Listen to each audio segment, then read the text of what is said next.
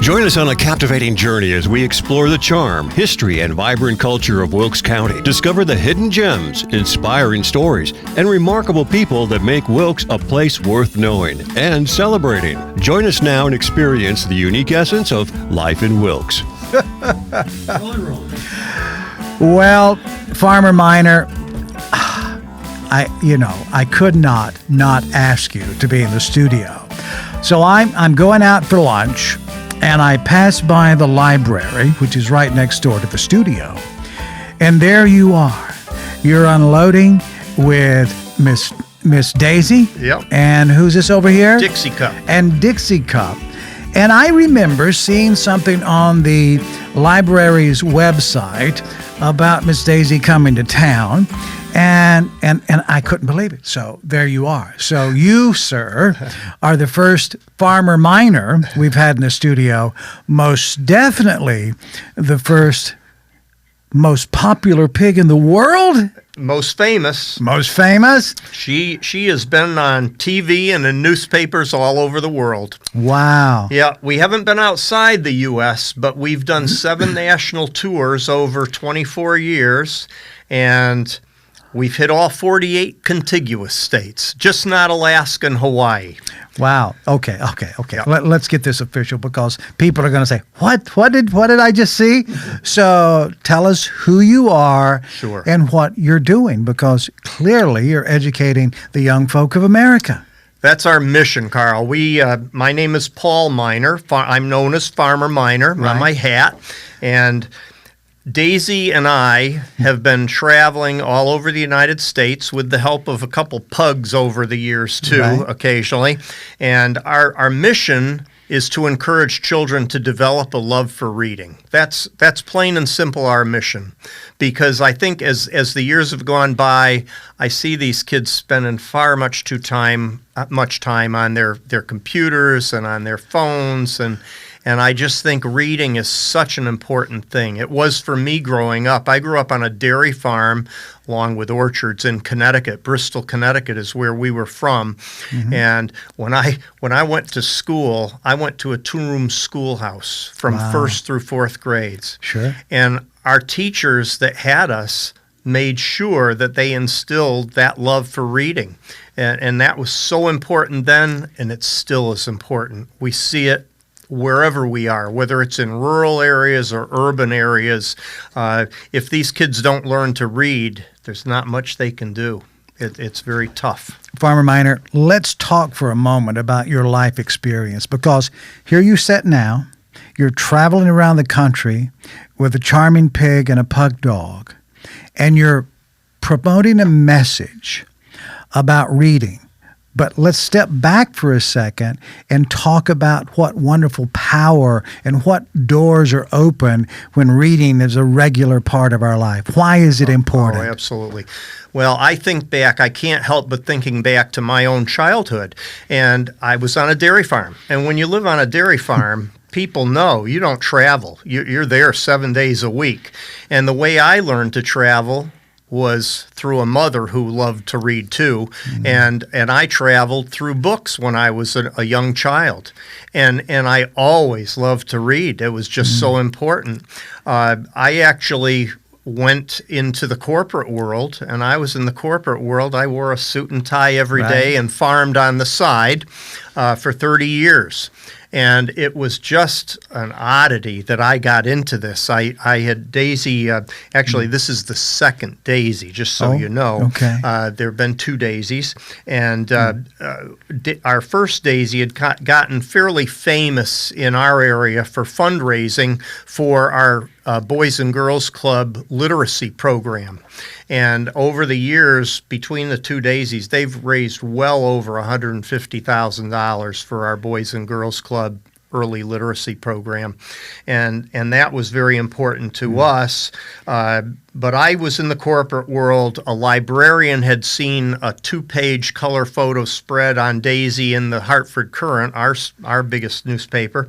And she asked me if I'd do a program at the library for the children. And I said, well, it'd have to be an evening or a weekend. And I did a program. And afterwards, she said, you're meant to be doing this. And I said, you're crazy. I got a good job. Wear the suit and tie every day. Right. But she kept after me, and I started part-time for about 2.5 years. And all of a sudden, I got so busy. The demand for Daisy was so great around the state of Connecticut at that time that I had to either give up my programs that I'd started with Daisy or give up my job. And I was blessed with a wife who had a good job too. Sure. And so we talked about it, and I retired early at 52 years old. And for the last 24 years, we've been traveling full time. In your wildest of imaginations, as a young man, coming from a farm, obviously you were familiar with farm animals, right? Yep. But did you imagine, number one, that you would become a storyteller to large audiences, and number two, your traveling companion Absolutely. would be a pig and a pug dog? The funny part is, when I was a kid on the dairy farm, I used to go down to the barn and sleep with the cows. And now I'm an old man and I sleep with a pig. This pig sleeps on this shoulder at night. Is that right? And has ever since she was a little baby. Wow. And this one's in bed with us too, cuddled up, and so they're pretty spoiled, as you can imagine. What have you learned from this?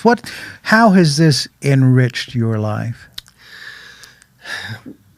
One of the things that we have experienced over the years, especially before we moved to Florida, north central Florida from Connecticut, our farm in Connecticut, we used to go into New York City to do schools, public schools in New York, particularly in the Bronx. Mm-hmm. And the stories I could tell you about the kids there, I think just astounded me. I had no idea. Even though we're only a couple hours north of New York City, I had no idea of some of the stories of the kids and their lives that they experience.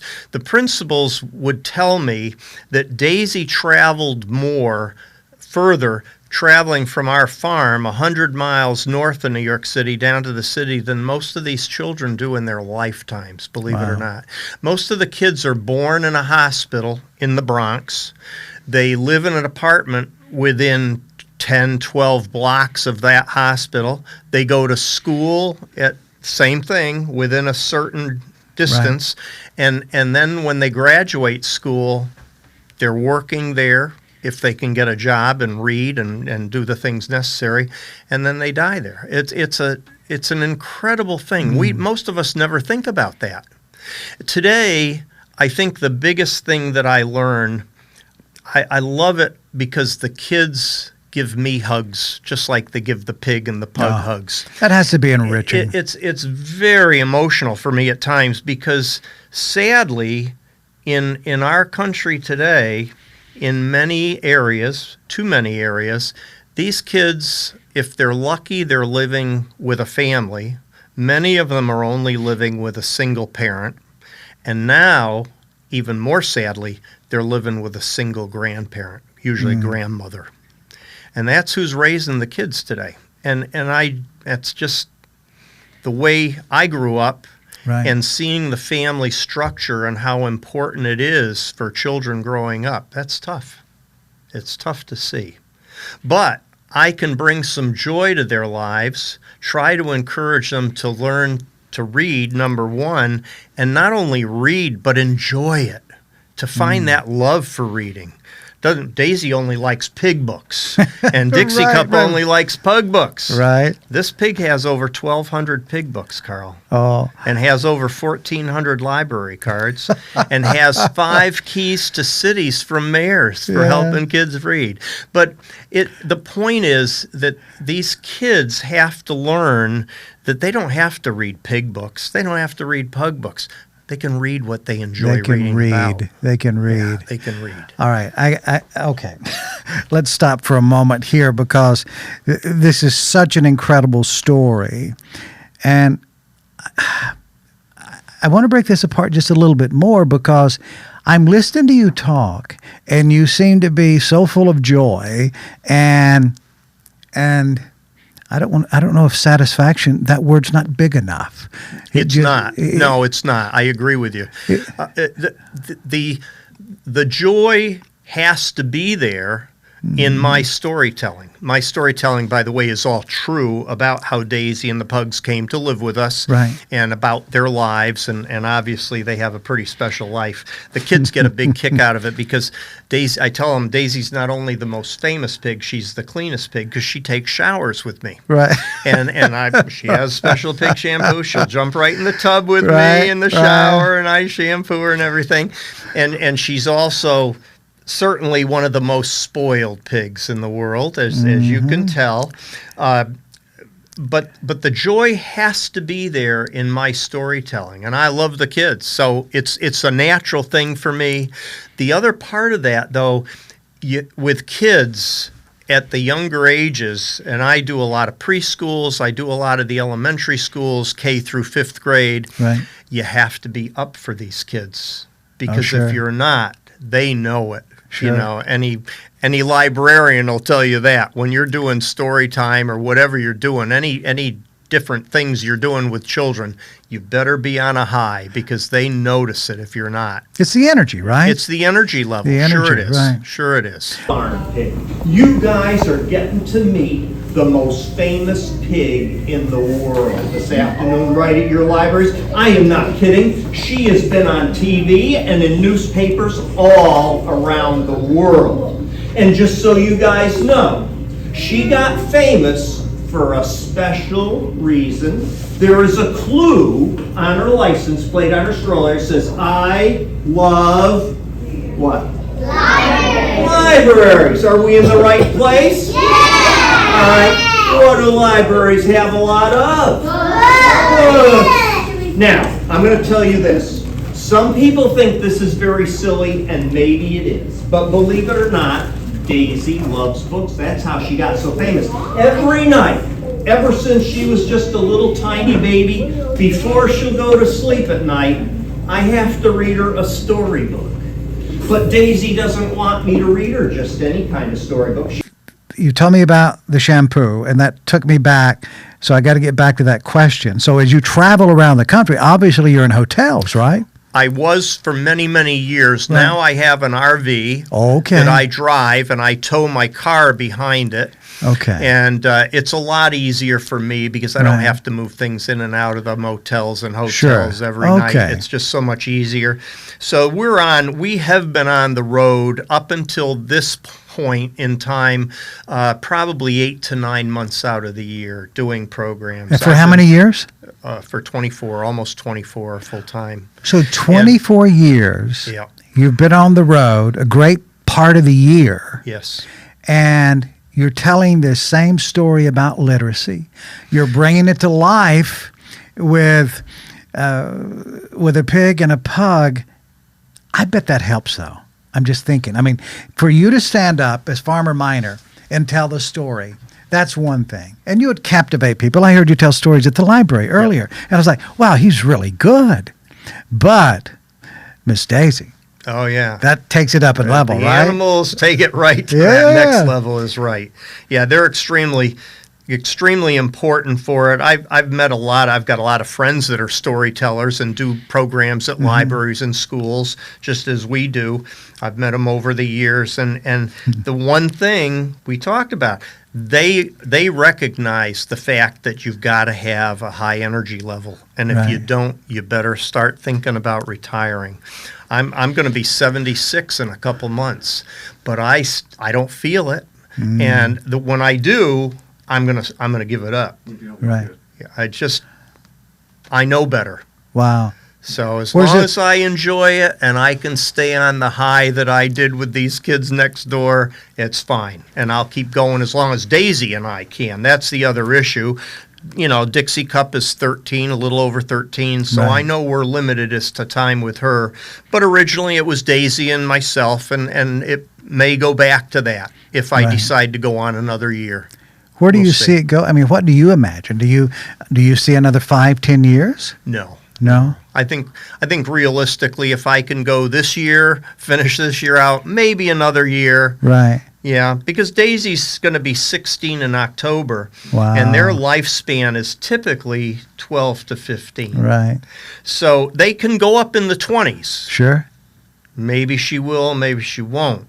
But at the point in time where something starts with her to go downhill, I'm packing it in because I'm too old to get another pig at this stage of life. I can't help but think that the experience you're having, the energy of sharing this story and seeing all these young lives come to life. I saw that today. Yeah.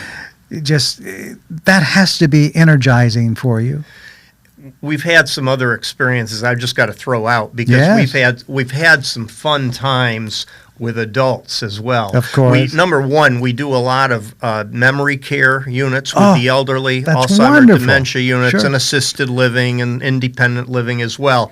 But over the years, we've been on the Montel Williams show. We've been on the Today show. That was a tape thing, but we were live in the New York studio with Montel Williams, and he kissed Daisy. Kiss Daisy. We did a fundraiser. We were asked to do a Kiss the Pig fundraiser for Paul Newman's Hole in the Wall Gang camp. Oh, sure. Up in Connecticut years ago, Right. because he lived in Connecticut. He and his wife Joanne Woodward. So Daisy's met a lot of celebrities. Paul Newman, Joanne Woodward, Carole King, Tony Randall, Michael J. Fox. I've even got Daisy's picture with Chevy Chase. Oh, my goodness. My We've goodness. had such fun times. Oh, that's fantastic. So, does she get mail? Get what? Does Miss Daisy get mail? Oh yeah. Yeah. Oh yeah. That's there have been some schools that have actually taken it upon themselves to have the kids write a book about Daisy. Those are fun. Right. The best ones, though, to be honest with you, are the cards that I get from parents and grandparents of kids that have come to our shows with the comments, Johnny didn't like to read. Never could get him to read a book. But after Daisy visited, they started reading.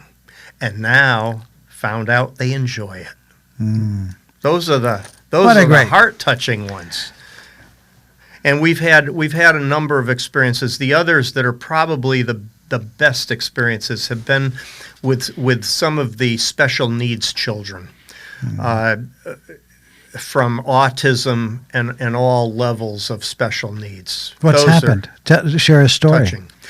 We had one. We were in Virginia at an elementary school, a very large elementary school. We were staying the whole day because we were doing multiple assemblies, and one of the groups that we had with the kindergartners was a class of all autistic children, and there was one little boy who basically did not speak other than yes or no, and during our lunch break, I asked the librarian if we could visit their classroom, and she said, sure.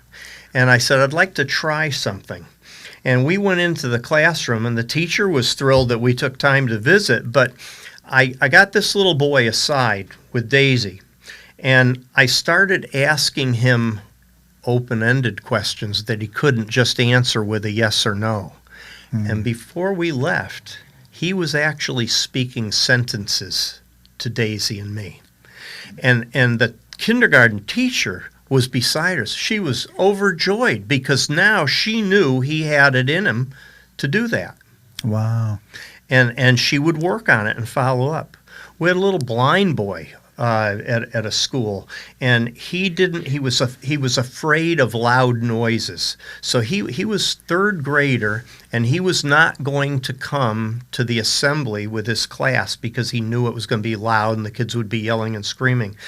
And the librarian asked if we would mind meeting with him individually, and we said, sure, that'd be fine. So we brought him in, and I don't know if you saw it, I have a little stuffed pig the size of Daisy was when she was a baby, just tiny.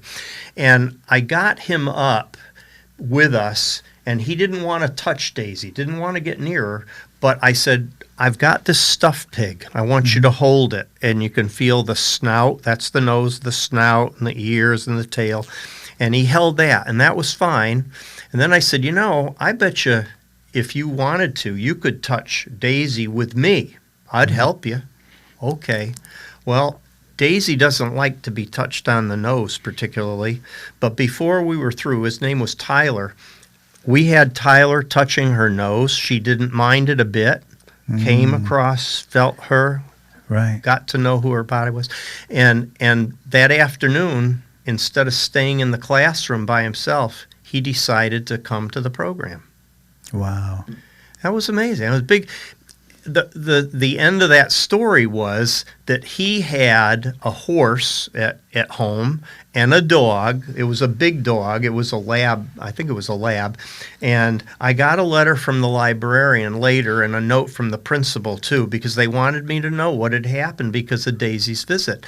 He now started going home, and instead of having to lock their dog up because the dog just wanted to love him, would knock him down, Sure. he now plays with the dog, and he actually goes out and feeds the horse now too. Wow. So Miss Daisy was the conduit. Conduit to that. Love that. Yes, opens those Right.